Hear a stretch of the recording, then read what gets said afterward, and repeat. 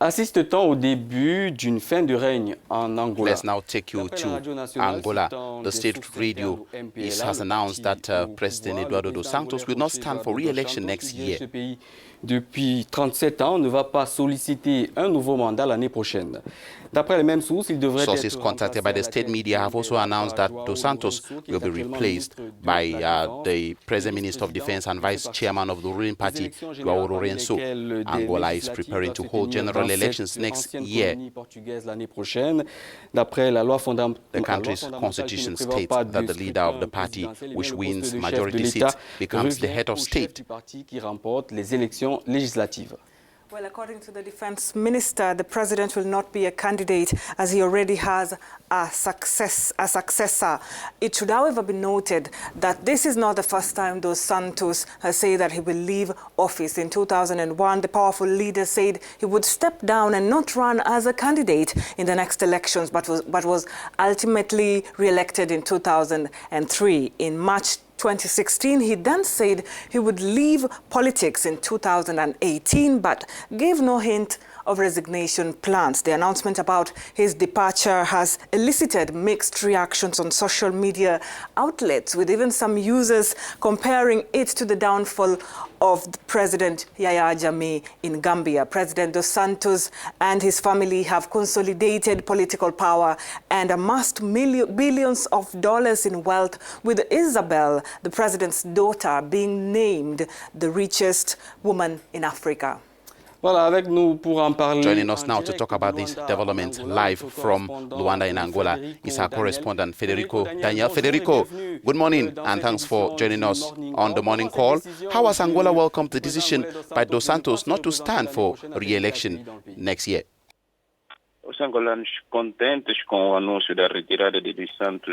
People in Angola are happy after dos Santos spent 7 years in power. People say it is too much. There were so many violations of human rights during his stay in power. There is no freedom of expression or information in Angola. All is controlled for him. Dos Santos is unpopular since 2011, when young Angolans, inspired by what is happening in the Maghreb, decided to protest against his longevity in power since 1979.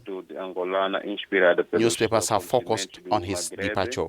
E não pararam de protestar contra sua longevidade no poder desde 1979.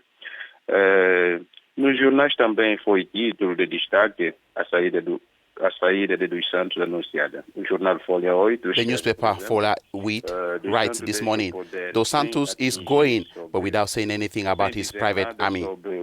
Let me precisely say that dos Santos has set up a private army to protect him.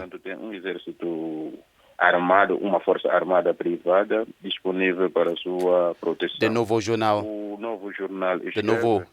newspaper writes, the president will not stand in the upcoming presidential election, therefore, without dos Santos. The president will not stand in the upcoming presidential election. Federico, vous êtes sur place en Angola, vous connaissez Federico, you are in Angola. He could be replaced by current defense minister João Lourenço. What do we know about this successor? Oui, João Manuel Gonçalves Lourenço é próximo de José Eduardo dos Santos. João Manuel Lourenço is 60 years old and very close to dos Santos. They were schoolmates in a Russian university. The two were present in Russia when the former president of Angola, Agostinho Neto, died. João Lourenço is married to Angola's representative to the World Bank. He speaks Portuguese, English, Russian, and Spanish, according to his official biography at the Ministry of Defense. Former policy commissioner of the FAPLA, the former armed branch of the MPLA. Between 1991 and 1998, he was secretary of the political bureau. Dos poucos políticos deste partido no poder em Angola que o seu nome Lourenço played the role of Secretary General of the MPLA and Chairman of the Constitutional Commission. His choice was unanimous within the party. Dernière question. Before we end, it is known that the elections will be held in 2017. Can we say or think that the opposition will have a unique opportunity to win the party in power? Qui dure depuis plus de 30 ans.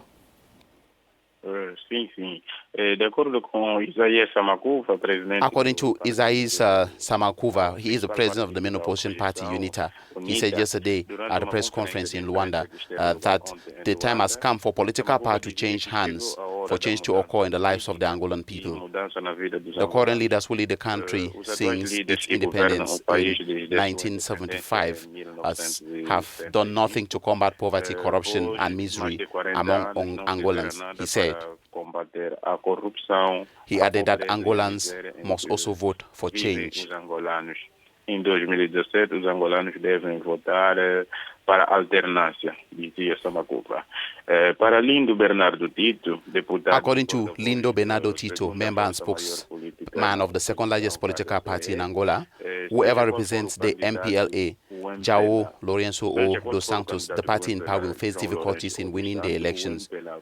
In 40 years of governance, this party has done nothing for the people of Angola. Our party is ready to take over, he said. João Lourenço is unpopular among Angolans despite all the influence he has within the party. É impopular no seio dos angolanos, apesar de ter sua influência dentro do seu partido. Acrescentou. Voilà, merci Federico. Thank you so much, Federico Daniel. That was our correspondent joining us from Luanda in Angola. He was